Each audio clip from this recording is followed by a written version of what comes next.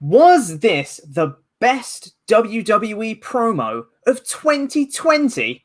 I am Chopper Pete Quinnell. I am joined by Randy Andy Datson, who apparently is going to disagree with me.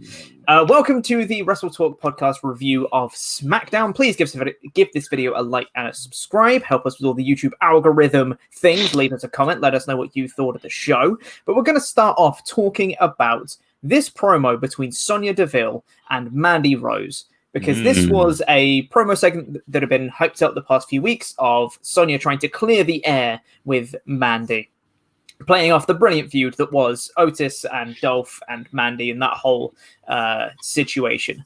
And this, I thought, was a brilliant promo. This, I thought, was absolutely knocked it out the park. This was a killer promo from Sonya Deville, who came out acting really, really like emotional about the whole situation, being like, I just want to speak to you, Mandy. I haven't been able to get hold of you for a week. Please just come out. I just want to talk to you and just clear the air. Please, we've been together from, Tough Enough and Absolution and Fire and Desire. We've always been together. So please just come out and let me try and explain. Which I thought already, that's like tick, just about like past continuity. It's cool. And I thought she played her emotion really, really well, which was great. And then after Mandy does eventually come out, she says, like, she just goes off on one, just being like, look, I just, through the whole thing, we've been together. And she does a brilliant kind of, oh, you thought I was being emotional, but I'm just going to call you a bitch kind of promo, where no one's really done that well since Alexa Bliss, since that, like, Elimination Chamber one with Bliss. No one's really done that well. What I was going to say is, it was a really good promo, but did you at any point think that she was going to do anything other than, I'm so sad, ha, psych, you smell?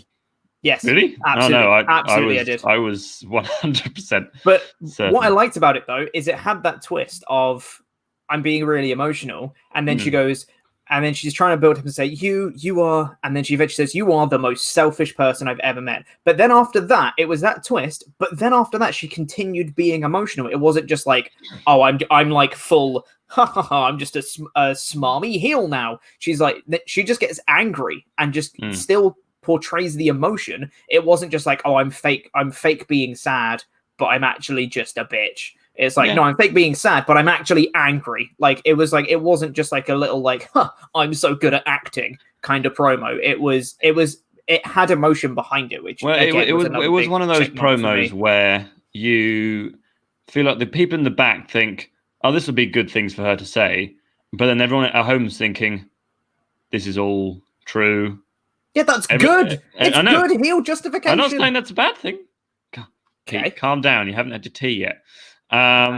No, so Sonya sort of like, oh, Mandy, you've got fantastic hair. You're just this, like, was it? You can get you at. It looked like you're made in a lab. I think she said something. Yeah, like that. You can get you at 12 a dime or something like that.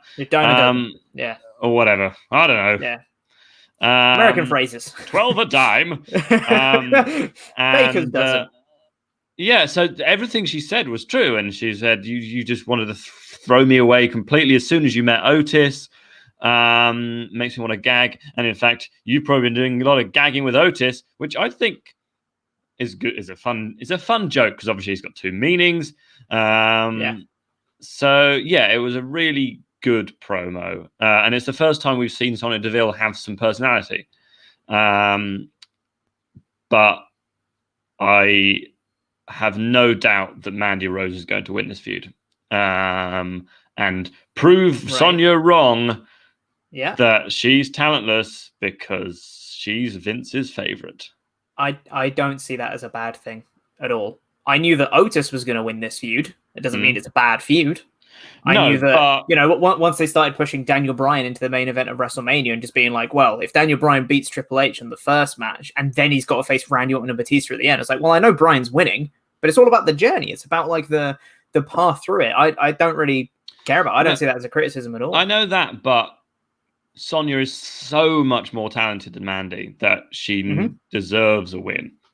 Because if she just loses this, then everything she's trying to justify was just wrong. Because if she's saying you're not talented, you're nothing to, you're just a model, you've just got big chests or whatever, and then she beats her, then it's just like, well, okay, well, so you were wrong about everything that you just said, and now you look like an idiot. I don't see it that way personally. I think we just fundamentally disagree about what the feud is. I think because even if Mandy wins, then that's a good feel good babyface moment. I could actually see Sonya beating Mandy anyway in the feud, just because we've already had the feel good moment of Otis overcoming Dolph. So I don't know whether they're going to double down on the feel good moment, because you've already got Mandy and Otis are still together, so that's already your feel good stuff. And even if Sonya beats Mandy, then perhaps you've still got the feel goodness of Otis and Mandy together. So Sonya could win it, but even if Mandy does, I don't think that's necessarily a negative thing for Sonya. I think she could go on to do even bigger and better things, even if she lost the feud. Because I'm hoping anyway that this has kind of opened some eyes to people to be like, oh, Sonya's really bloody good. Maybe we should try and treat her better.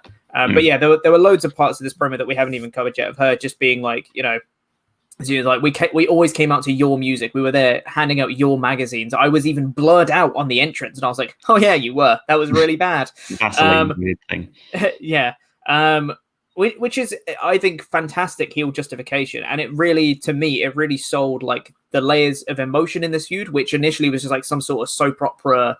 Oh, look at this! The guy wants the cute girl, isn't that nice kind of feud, but it's actually got all this kind of emotion that's now baked into it on top of it. And I thought it was great in selling that sort of emotion in the feud. I thought it was awesome. Yeah, I mean, so they're arguing brought out Dolph Ziggler, who sort of was being a bit of like just a smarmy little pig, Dolph Pigler.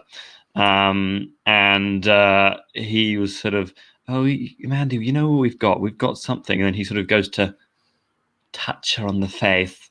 I bet that was nice for people at home. Which brings out, she sort of goes, what are you doing? Get away from my face! Which brings out Dolph, who, brings out Otis, who attacks Dolph. Sonya attacks Mandy. This has got mixed tag written all over it for the next few weeks. And then I imagine... obviously there's a few ways they could go. They could just do a completely those two feud. They could do where Sonya or Mandy's in the Money in the Bank match or something, and then one of them's climbing up the stairs, I guess, and then Mandy or Sonya stops the other one from winning. This will be a few months, totally. And then the blow off will be at SummerSlam or whatever. SummerSlam maybe if that happens, yeah. Yeah, so it's got a lot of mileage in it, and yeah, it was a really good promo. It was really nice to see Sonya actually having a bit of personality, like I said, because the first time we've actually seen that, the first time she hasn't just been, oh look, it's Mandy Rose and her tag partner, which is what she said basically. So, and then it's always nice to see wrestlers kind of, because that's probably how while she's like legitimately, her and Mandy are best friends outside the ring. Yeah, she probably has felt a bit like that, and it must be frustrating when you know that you're more talented than your tag partner, but your tag partner's the one getting all the joy. I mean, it's like me and you. Totally, but which way around? Oh. Yeah, let the fans decide in the comments. But I thought this was killer. I thought this was an amazing kind of star-making performance from Sonya Deville, and I really hope that they start treating her better now, because she's great. She's got a great character. She's got some nice background to her, having her kind of MMA style fighting as well. It kind of puts her over as the more legitimate fighter, and having this kind of fiery persona behind her is great. Just want more Sonya Deville in my life now, because she's great. So yeah, that was great. Otis and Dolph came out and brawled. Dolph then came back into the ring to try and brawl afterwards. And Otis laid him out with a caterpillar, and then they scampered away. Mandy looked like she was going to try and beat up Sonya, but Sonya just rolled out of the ring, so they just got away.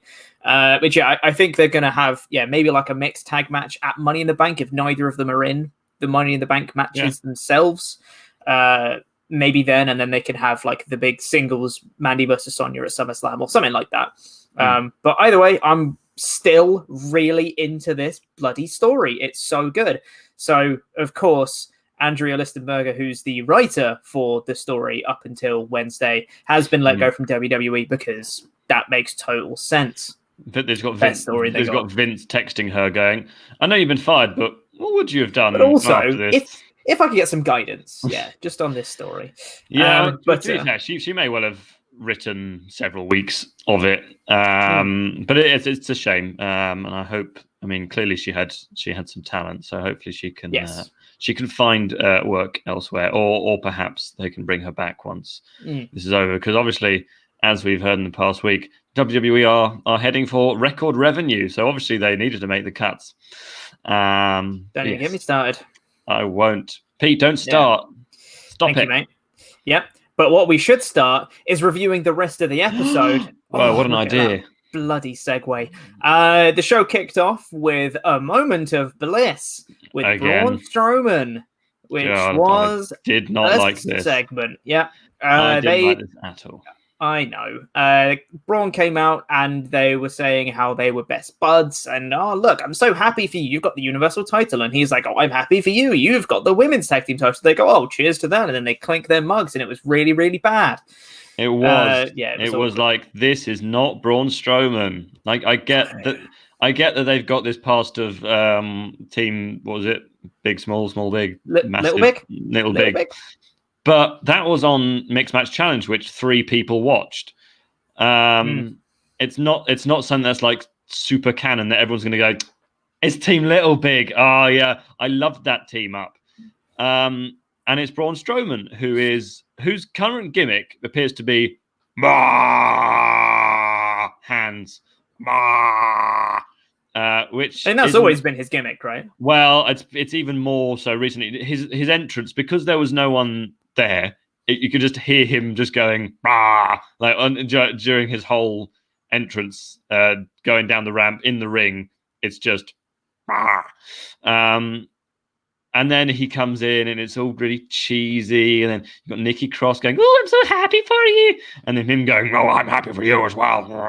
And can't tell if that was Vince or Braun you were trying to impersonate then. I'm happy for you as well.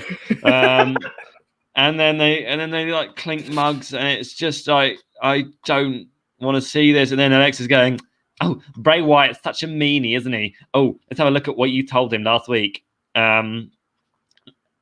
This isn't what I want to see from Braun Strowman. I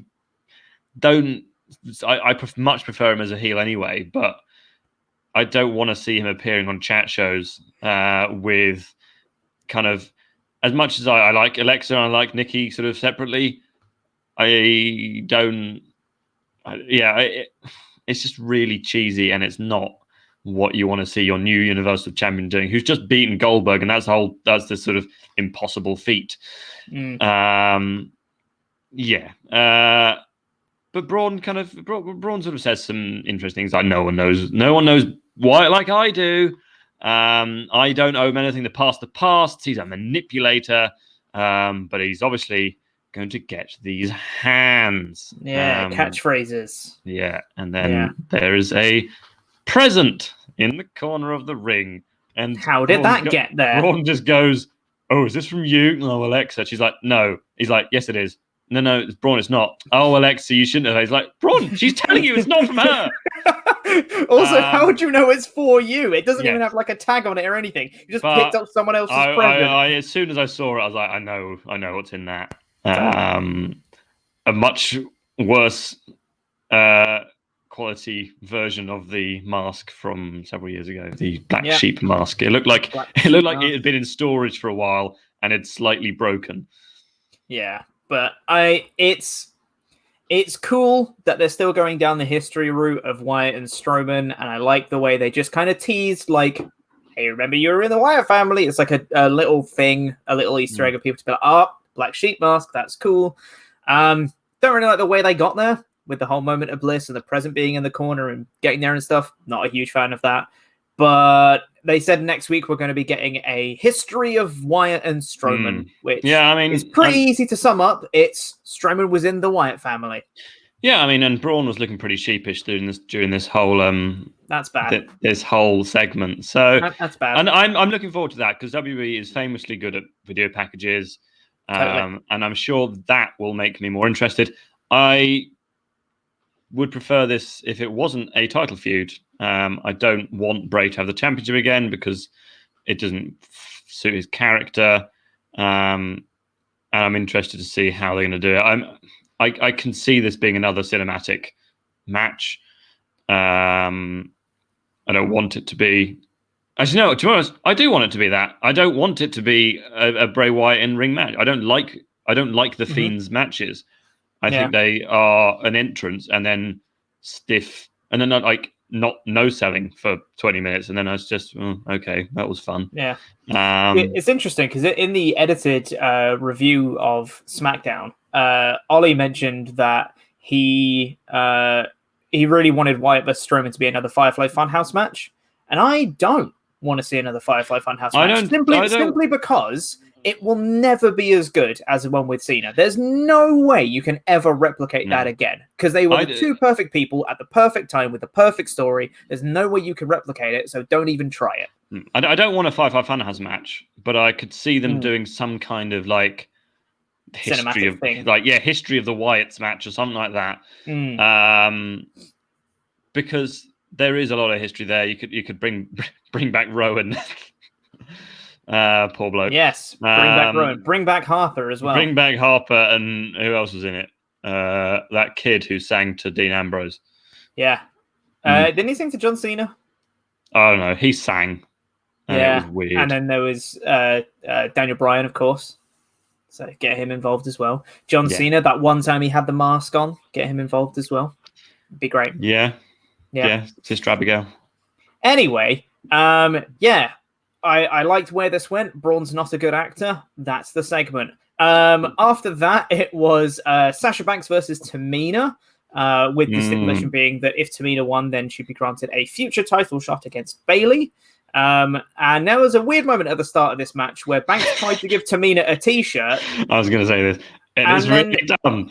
And then Tamina just goes like, "This is a small. I wear extra large," and then throws it to the side. You can just see Vince sitting there going, "Ha ha ha ha ha! She's a bit bigger than the other one." Yeah, which is like, and granted, that's probably the funniest thing Tamina's ever done. The bar is very low, but probably the funniest thing she's ever done. I just know it was so unnecessary. Like, totally. I am big, you are small. I wear big t-shirts, and and I didn't know it. Whatever. I'm sure she doesn't wear extra large, but it's just a thing that you can. For example, okay, let me put this into. I'm going to try and be very delicate. A Datsunism. Tamina is taller than Banks, and she is stockier, shall we say? Yep. But she's by no means like fat or anything like that. No. And that kind of felt like what they were doing. But they would never ever do this with someone like Nia Jax. I don't think they were doing that at all. I don't think they were calling Tamina fat by any sense of the imagination. They're just saying she's bigger than Banks. Oh, well. Yeah. Maybe I'm being too 2020 and too sensitive. Maybe you're just reading too much into it. I think it's supposed to be Tamina is bigger. Because they did that during the course of the match at WrestleMania, because they had to get all 4 of the other people to eliminate her. Because that T-shirt looked too small for Banks. That looked like a kid's T-shirt. It was probably a crop top for Banks at the very least. But yeah. Anyway, we're spending far too long on a T-shirt. Jesus. The match itself, I thought, was decent. It was fine. It was a bit weird when Bayley tried to distract Tamina by going, "Hey, you there." Yeah, I'm not that keen on Bayley on commentary because all she does is sit there and go, "Banks is my best friend. Banks is my best friend. Banks is my best friend." I know they're trying to be like, "Oh, look, they're best friends. Here's the payoff. They're going to turn on each other." But I know that they're best friends. They come out together. She says it every other minute. I don't think she's suited for commentary. I'd prefer her as a kind of just standing at ringside being annoying. See, I quite like it. I think she was quite good. There was one bit when they asked her, they were saying, "Oh yeah, well, if Banks wins this match, then maybe she should get a title shot in the future." And Bayley was like, "You know what? Yeah, I'd definitely want to do that." And she was kind of just like skirting around actually facing Banks at some point, which it's subtle little storytelling. I really like it. So, but yeah, so Bailey kind of tries to interfere. Lacey Evans comes out, and just like sort of kind of jumping forearm. This distracts Banks, who gets hit by a couple of super kicks. Tamina wins. So at some point, we're gonna get Tamina versus Bailey. I don't know. They didn't say that it was going to be at Money in the Bank, did they? So no, but apparently the reports are that it's going to be at Money in the Bank. It's just not confirmed yet. But oh man, yeah. Tamina in a singles title match at Money in the Bank. Who'd have thunk it? Right? That is a thing I didn't know I wanted to see, and that's because I don't want to see it. Well, that's a shame. But see, I said this to Dutson just before we actually started recording this. Since Tamina's come back, since just before WrestleMania, I think she has been perfectly fine. I think there's nothing like super special, nothing to write home about. She has been perfectly fine. In the past, several others and myself have been quite critical of Tamina, being like she's very botchy. She's not got too many moves. She's kind of one-dimensional. She doesn't really have a character. But like since she's come out from Mania, I think she's been okay. The promo she's had to cut has been fine. Her wrestling has been fine. There's nothing wrong with it at all. I mean, she showed off all of her moveset, which is a headbutt, a super kick, and a Samoan drop. I think it's just the past has kind of ruined her for me. I know that, and I know you should be able to kind of reinvent yourself and stuff, but she's just had 10 years of being Tamina, which doesn't help anyone's career. Totally. I just it's not something that I can just look past. I'm never going to see her as a credible threat. There's no chance she's going to win this match. There is zero chance. If she wins this match, Banks turns on her. She wins this match, I will reshave my hair. It'll be you know what might happen though? Just because I get the feeling that Banks might be in the Money in the Bank match. If Banks wins the briefcase and then she comes down and makes it a triple threat and wins the title just to screw with Bailey, then she's like, no man, I was just protecting you from Tamina so that Tamina didn't win or something like that. My suspicion is Banks will win the briefcase. Bailey will sneak a win, and Banks will come down with the briefcase, look at Bailey and be like,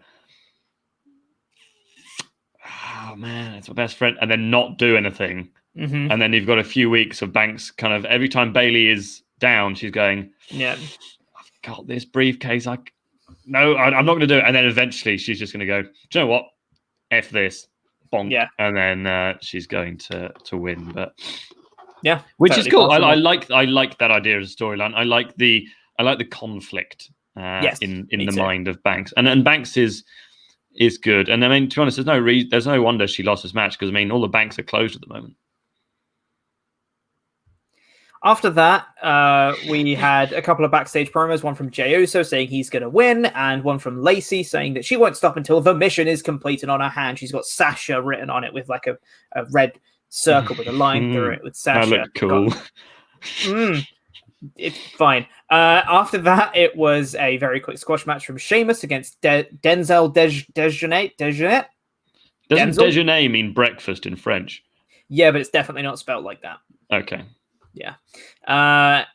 Sheamus won in like 30 seconds. The Denzel tried to roll him up. He got angry, killed him with several elbows, and then hit a brogue kick for the win. And then he got mad at commentary for talking about Jeff Hardy again. So that's the feud we're going to get, it looks like. Is there a Jeff Hardy documentary that they're pulling this from? Because if not, why isn't there a Jeff Hardy documentary? It's the 24 documentary. Okay, cool. Yeah, I thought so. But again, it's really cool. I like this documentary little thing that they're doing, and they've got another one next week. It's nice to see that Jeff hopefully finally has kind of rehabbed himself enough. Hopefully, yeah. And I think the 24 documentary was after their Mania 33 return. Okay. And then they just added in the extra line of being like, and I also got done in 2018. It's like, add that one in there. So this one was about his downfall and like his abuse of drugs and alcohol and things like that. But then next week is supposedly his redemption one, which will probably be his last one before he comes back. And reportedly, it's going to have a very big push. So you'd think he's probably going to beat Sheamus. After that, we got a dissension after 1 week between the Franken team of Carmella and Dana Brooke. Dana Brooke warming up for her Money in the Bank qualifier match against Naomi, and then Carmella's like, "Why are you focusing on this match? We have a tag team title match next week." It's like and then Dana was like, "I can do both. Like it's next week." And Carmella's like, "No, don't buy it." It's like, what? It's totally reasonable. You focus on the match that you've got tonight. This is the real tag team that we just never want to see split up. I'm really upset. I mean the thing I took away from Naomi versus Dana Brooke is just how rubbish the rear view is. It is the worst move. And like Cole goes, "Oh, what Naomi must be thinking, what have I got to do to put her away?" And like Naomi had at this point hit about 3 moves, and it was like, I don't know, maybe hit your finisher. And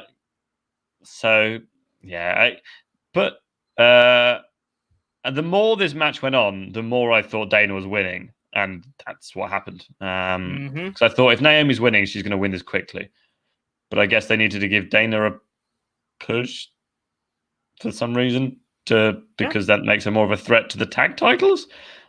I don't think she's winning. More of a threat in the Money in the Bank match. That's why I really like the fact that they have qualifying matches this year, because it actually puts over the fact that people have won a match to be in it. So you don't have people who you haven't seen for months just be like, and they're in the Money in the Bank match. Yeah, it's people who have earned a spot in the match, and it puts over the fact that any of them could realistically win because they've already won a match in order to get into that match, which I like. Yeah, and Dana is massively improved. I mean, she wasn't much of like a base level, but from that she's really upped her game.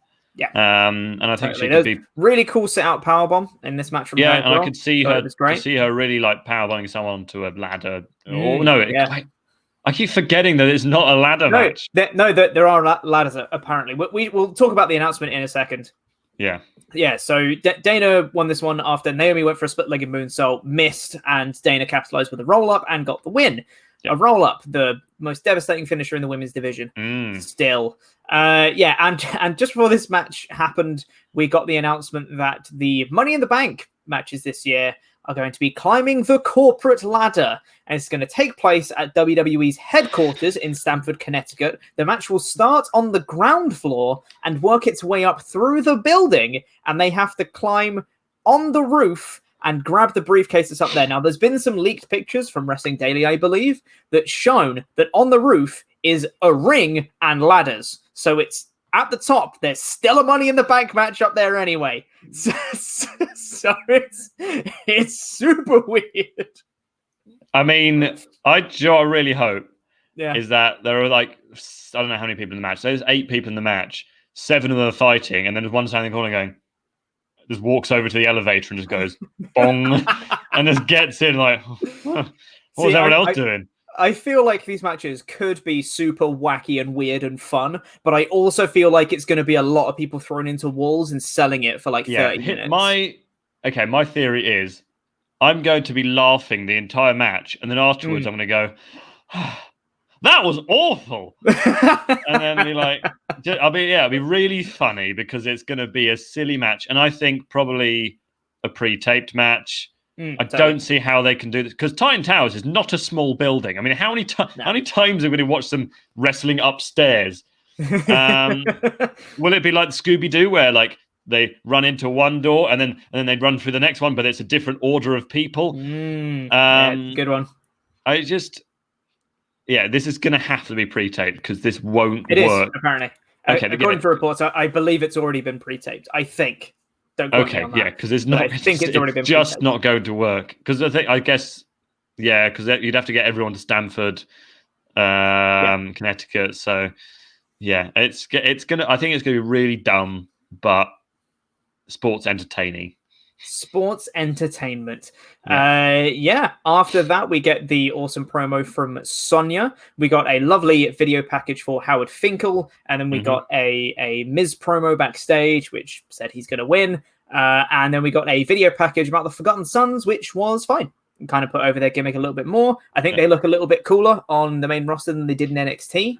So yeah, I'm still looking forward to what they can do in the future, I guess, seeing how the main roster treats them. After that, we got another Money in the Bank qualifying match between Cesaro and Daniel Bryan. This was a great match because it's Cesaro and Daniel Bryan. Yeah. And the finish came when Daniel Bryan locked in the yes lock. Shinsuke looked like he was going to interfere, but then Gulak stopped him, took him out, and then Cesaro tapped out, and Daniel Bryan's going to Money in the Bank. Yeah, my favorite part about this match was during Cesaro's entrance, he climbs up a ladder, and then Michael Cole goes, "Oh well, here you go, Cesaro's showing off his ladder climbing prowess there," and it's like, a man can climb a ladder just because he didn't lose the ability to use his legs like every wrestler ever trying to climb a ladder. Maybe that's why he's saying it, because in he's WWE really good at climbing kayfabe, ladders. In WWE kayfabe, no one's good at climbing ladders. Cesaro's it's like the an only impossible task. But Cesaro, really, really good. But during this match, we got more like glitches. This hacker that revealed Sonya Deville and Dolph Ziggler plot the whole time. It showed up in the middle of this match, right after the match started. And they said, I've got the exact quote here. They said, "We've heard all the lies. When will we hear the truth?" And it then started playing various clips of various teams. So it showed footage from the Usos, Alexa Bliss and Nikki Cross, Kofi and Big E, Bayley and Banks, and Miz and Morrison, like little snippets of all of those teams together. And then, it came back to the hacker and it cut back to the match. So this, to me, says that at least one of these teams is going to be breaking up due to the hacker revealing something that either the audience doesn't know or the audience have been told but forgotten, which is something like Alexa Bliss manipulating Nikki Cross. That was a storyline that got dropped, so maybe they'll revisit that. It could be, I don't know, something about Miz and Morrison coming out, Miz using Morrison for the tag titles or something like that. You don't think it's either of those, do you? What do you think is going to happen, Pete? Well, I'll tell you my theory after we get to the main event. Yeah, so we'll come back to that later. But it seems like some sort of split up heel turn type thing is coming in. But yes, it cut back to the match. Bryan wins. He's qualified for Money in the Bank. After that, we get a Big E promo backstage saying he's going to win for that night. And then Elias is backstage, and Michael Cole's like, "Oh, I'm really looking forward to this. It's an Elias performance," but we never get an Elias performance because it's Baron Corbin coming in and attacking Elias for ages. This went through an ad break. This wasn't a brawl. This wasn't a fight backstage. This was Baron Corbin beating up Elias for the whole time. The one thing I liked about this beatdown was the selling from Elias, because Corbin kind of hit Elias in his throat with his scepter, which is a pretty brutal spot. And Elias is kind of gagging, like choking noises that he was making. I thought was really it was good. It was good selling. I'm just not into this feud. No, why is this feud carrying on? I thought this was over, and then the thing is, as soon as I saw him walking through the corridor, I went, "Oh no, it's gonna be Corbin." I don't want to see this match, but Corbin's got a match next week with Drew Gulak, so Money in the Bank qualifier. Perhaps Elias could interfere there, give Gulak the win. I would like to see Gulak in the ladder match. Me too. Much more than Corbin. Yes, totally. So I guess we're going to have another month or two of Elias and Corbin, which probably going to pay off at SummerSlam. I guess Elias has the same hair as Roman Reigns, so perhaps that's why they're doing same thing, really. So that happened for a while, and then we had our main event. Yeah, we also got confirmation that it's Sasha versus Lacey Evans next week as well, in another Money in the Bank qualifier, which is cool. Going off their continued feud, which is nice. And then we had our main event, which was the tag team title match, which is Big E versus Miz versus Jey Uso, the inverse of what happened at WrestleMania. This match didn't go very long, but it had some cool spots in it. I like the almost the very first thing that happened, which was Big E going to set up the announce table and Miz and Jey Uso team up to suplex him through the table. I thought was a pretty cool spot.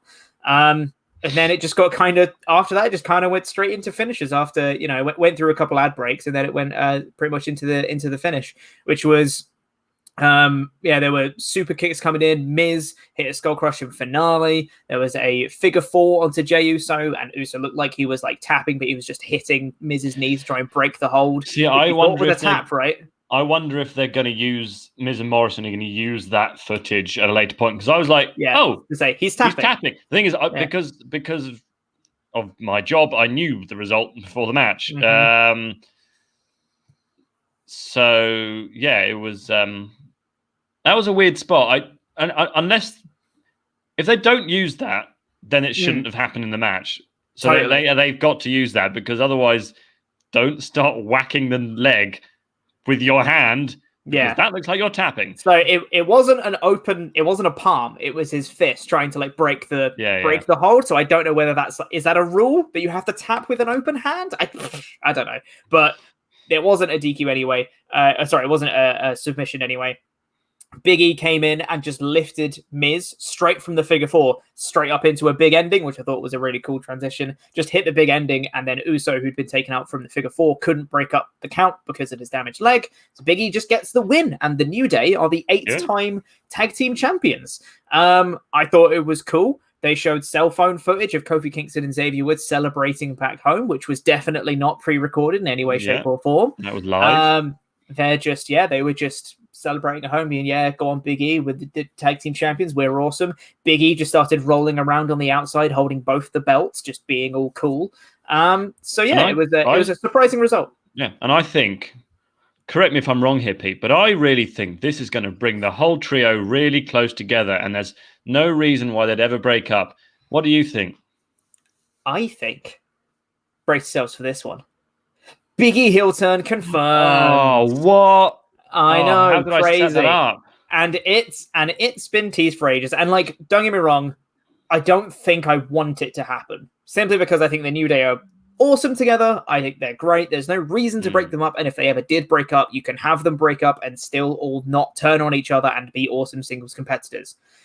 However, with the hacker footage that was played earlier in the show, with all the teams being all together, it seems like at least one of them is going to be breaking up. And I think that footage combined with this result means that it's probably going to be Big E, because Big E has won the tag team championships by himself. He was holding both belts and kind of holding them very close to his chest when he was celebrating. And I think that's just going to be fuel for him to be like, I won those titles, I'm awesome. And maybe the hacker could reveal some sort of truth, which means that, that potentially he could have some sort of more motivation for being awesome. Maybe he's frustrated at the fact he used to be, an Intercontinental champion, and now he's just some stooge in the New Day or something like that. I don't know. It seems to be building to something like that. I mean, it's a nice idea, Pete. I really hope you're wrong. I hope I'm wrong too. Yeah, I don't want to see that. We'll see what happens. We'll see what happens. It could be that. I don't think they should have taken the belts off Miz and Morrison yet. It seems too soon. It just makes Miz look like a goof. I wouldn't say so necessarily. Like, he was pretty much guaranteed he was going to get the win on Jey Uso. I think it looked like it was kind of at the point where Jey was going to tap. So I don't think it was necessarily just like a Miz is dumb kind of thing. I think it makes him look like a goof because Morrison won last time. That was all. But Morrison won flukily, though. Morrison won by falling because they pushed him and he took the tag titles with him. So I know, and I would have quite liked a Miz fluke win, and then they can play off that. So. I mean, now that they've kind of established themselves back again as an actual tag team, because I don't know, it might be a case of writing Miz off TV for a while, because wasn't he? I can't remember what it was. There was use your words, Statson. There was some sort of story with him and Maurice and the baby and stuff like that. So perhaps he doesn't want to be wrestling at the moment because he doesn't want to like put his kids at risk or anything like that. So yeah, are they pregnant again? Not that I know of. Might be wrong, but not that I know of. She's pregnant, which is fine. Yeah, which is fine. But yeah, that was the show. Overall, I thought this was a pretty decent show. I thought it was a really effective building show for Money in the Bank. So a lot of stories furthered, more qualifying matches. I think literally, if you have Money in the Bank and you're having qualifying matches, it's going to be hard to put on a bad show simply because you're automatically, organically building stories for Money in the Bank, which is great. And I think you had that killer Sonya Deville promo, which I thought was great, and the tag title change, which is always like, it's an exciting thing to see a title change, and I think it could lead into some really cool stories. So overall, I gave this a low 4 out of 5. Yes, I'd have given it a 3.5 out of 5, just because I really didn't like that opening segment with Braun. I didn't like it, but it didn't last very long, so that's my justification. It wasn't like a 20-minute promo that was awful. It was only like 5 minutes, which is all right. But yeah, before we get out of here, we now need to say thank you to some very special people, and those are our $25 and above pledge hammers on Patreon. If you haven't gone to WrestleTalk's Patreon yet, you should. Loads of bonus content, loads of really cool perks over there, and if you pledge at the $25 or above tier, you get your very own custom wrestling name, and it gets read out on a show like this, combined with a cheap pop. So thank you to Jonathan the Headmaster Headman. Yes. Thank you. This is some kind of Patreon shout out. Nate dropped surname. Yes, thank you very much. The Hunter Tyler Bailey. Woo! Thank you. Butter me up, Søren Nord. Søren Nord, yeah, thank you. Søren. Chris Hellfire Brimstone. Woo! Oh, Hellfire. Ken, I'm not eligible to get a case of craft beer de Leon. Yes, lovely stuff. Thank you. Shield Maiden, the Zornice. Ah, thank you. Probably better than Kyle, Philip O'Reilly. I mean, that's a bold claim. It's a bold claim. Kyle is great. He's a sexy man, not an Andrew Gross man. Great name. Thank you. Manipulating Manny Umaria. Woo! Thank you very much. Xandermania, running wild. Oh, Woo! He is running wild. Love and Xandermania. Jordan, don't you dare call me Mountain Dew. Yeah, there we go. Thank you very much to all our Patreon backers, and thank you for watching this. Please press the videos that have just appeared on the screen to catch up with the latest awesome WrestleTalk things, and the button in the middle that'll make you a pledge hammer on Patreon as well. I've been Chubba Pete Quinn. I've been joined by Randy Andy Datson, and that was SmackDown.